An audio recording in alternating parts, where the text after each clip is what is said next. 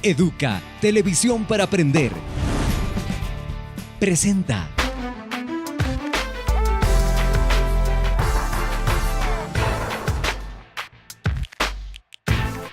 En mi caso, la poesía no tiene absolutamente ninguna intención. Es una necesidad, ¿no? Digamos, leyendo ya como lectora de esos poemas, en algunos de ellos encuentro, por ejemplo, un apego a la naturaleza, por ejemplo, ¿no? O los sentidos que la naturaleza me pueden causar. Esas sensaciones me son muy placenteras, ¿no? Y entonces salen en los textos. Yo creo que ha sido una persona que ha permanecido como un poco oculta en el ambiente literario, ¿no? Ya era tiempo de que se la conozca a un nivel nacional y también internacional. Mi relación con la poesía en la adolescencia fue un poco conflictiva. ¿Por qué? Porque había una trilogía rara, es decir, la poesía, mi mamá y yo. El carácter de mi mamá en esa época era impositivo y esa imposición recaía sobre mí todo el tiempo. Como yo era adolescente, me rebelaba contra todas esas imposiciones y una de ellas era escribir. A mi mamá siempre le gustó la poesía. Entonces, en ese intermedio, la poesía. Pero al estar atravesada por una imposición, también me rebelaba contra eso, ¿no? Y entonces eso hizo que esa parte de mí esté en silencio por muchísimos años, ¿no? Porque mi alma se rebelaba contra esa voz que me imponía eso. Pero a la vez el conflicto era interno, porque a la vez esa voz quería salir a como de lugar, ¿no? Bueno, es una persona que le inspira mucha confianza, ¿ya? Una persona, yo creo que siempre ha estado solícita para ayudarnos en cualquier situación, tanto en la vida como en la literatura. Sí, hay un poema que yo podría considerarle como el primero que tengo la visión exacta de cómo fue, ¿no? Esto fue cuando yo vivía en España, porque viví ahí unos 5 años, desde el 91 hasta el 96. Y el primer año llegué a una residencia de estudiantes que era como, físicamente era como un hospital. Era invierno, escribí un poema que yo considero de muchas maneras como el primero. Y este poema se llama Paredes Blancas. Estas paredes blancas son una metáfora de esas circunstancias en las que yo me sentía más sola que nunca en el universo. ¿Cómo lo escribí? Estaba en mi habitación, en una cama estrecha, y empezó a salir, ¿no? Bueno, ese poema, yo diría, es de esos poemas y de los pocos poemas que, así como salen, así se quedaron, ¿no?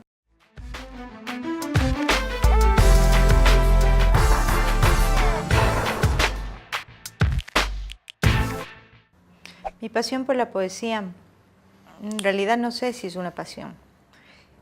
Hay días que puede confundirse con una pasión. No sé cómo definir, una especie de incertidumbre, una manera de ser o de vivir,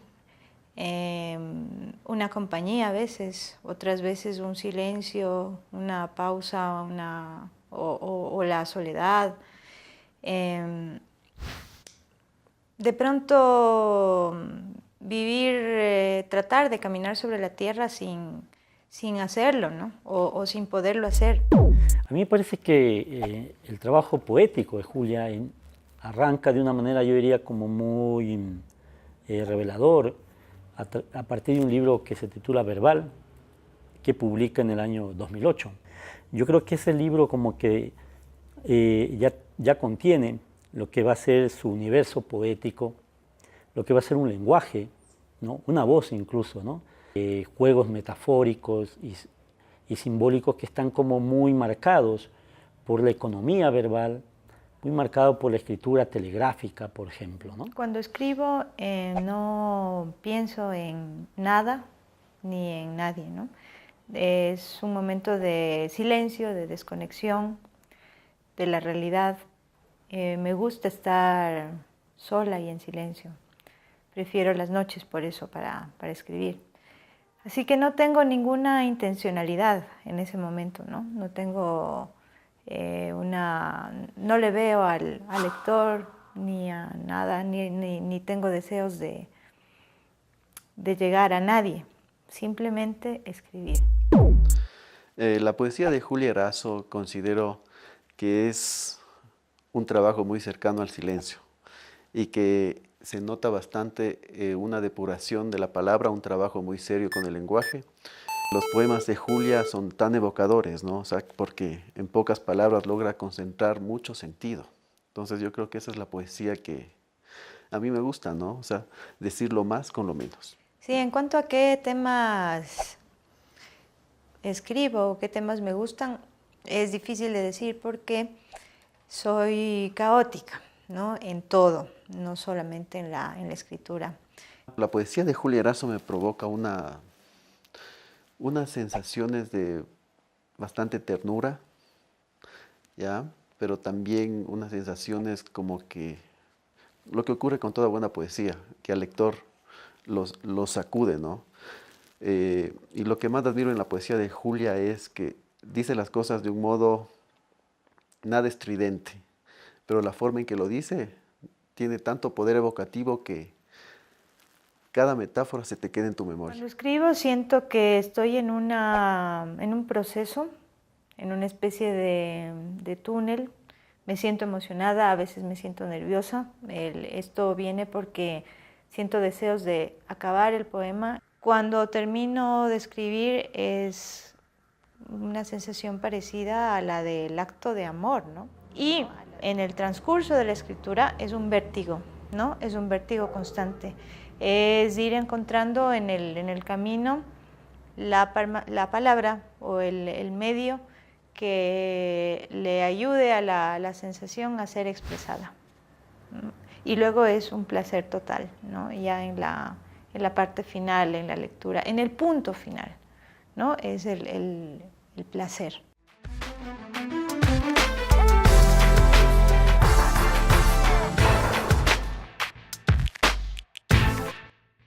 Una flor bordada llena el espacio, ahuyenta las distancias.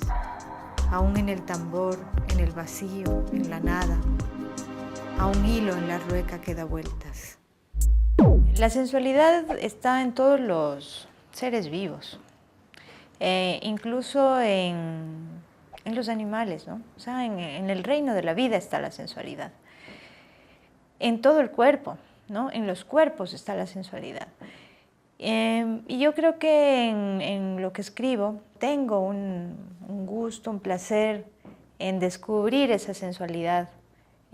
No mi sensualidad, sino la sensualidad de otros cuerpos, ¿no? Esos cuerpos no necesariamente son cuerpos humanos, ¿no? Pueden ser los cuerpos que existan en el universo. Como decía Octavio Paz, la poesía es una erotización del lenguaje.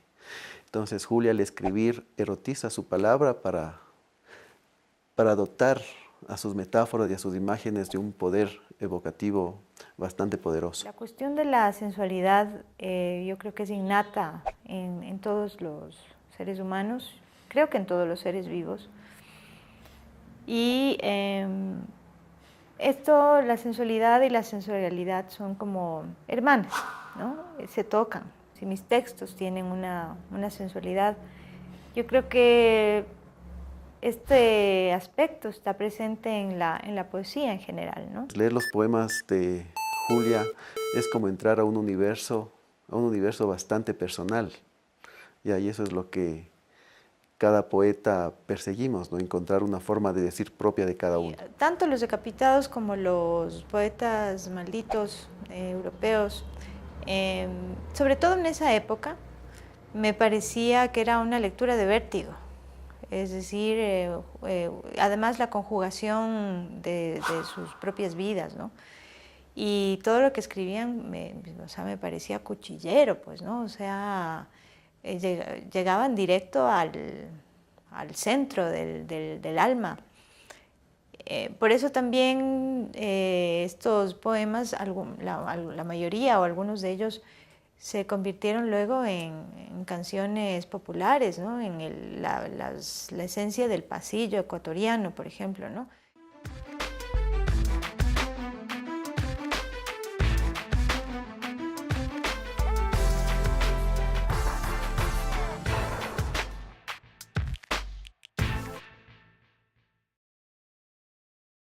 La escoba ha quedado abandonada. La abuela escucha apenas llantos lejanos de carretas. De vez en cuando su rostro sobre la opacidad de una taza. De vez en cuando de la regadera, un elixir para el pasto seco. ¿Cómo me relaciono con los lectores? No creo que muy bien. En general no me relaciono tan bien con las personas. No soy una persona muy sociable. Soy más bien tímida, soy de un universo cerrado más bien.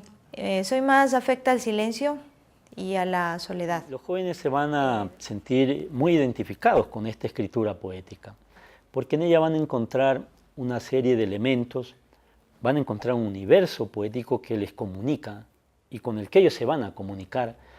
Les van a resultar bastante reveladores, pues ahí está el amor, está el desamor, la soledad. Desde una perspectiva, la poesía está como en todas partes, ¿no? Simplemente hay que irla capturando, ¿no? Pero desde otra perspectiva, la poesía está hecha en base a palabras, ¿no? Debe tener un continente, un medio a través del cual expresarse. La poesía de Julia es como una catarsis, ¿no? En donde está reflejada ella de cuerpo entero. Y en las imágenes que ella nos entrega están todos sus miedos, sus sueños, sus esperanzas. Y eso es lo que me conmueve en la poesía de Julia Erazo. Yo no me atrevería a dar ningún consejo a ningún joven, y menos a un joven que quiera ser poeta.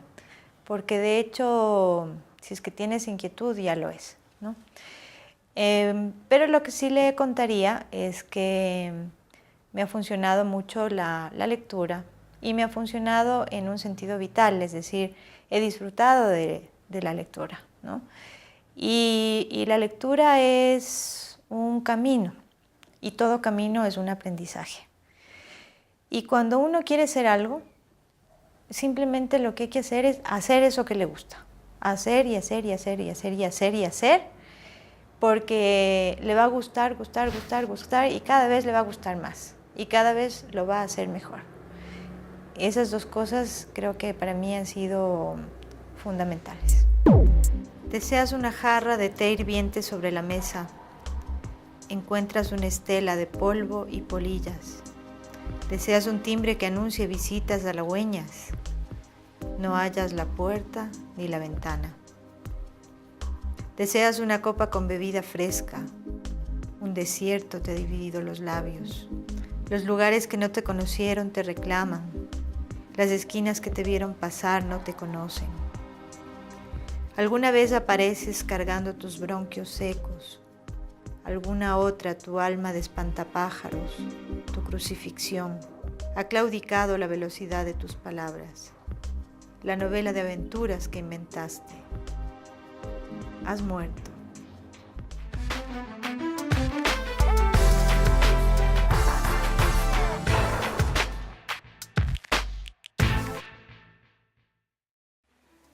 Yo vivo ese momento de una manera satisfactoria. O sea, para mí el logro máximo es ponerme a escribir y sentir que las palabras van fluyendo a través de lo que estoy pensando en ese momento. O sea, siento que tengo un mundo dentro de mí que necesito sacar.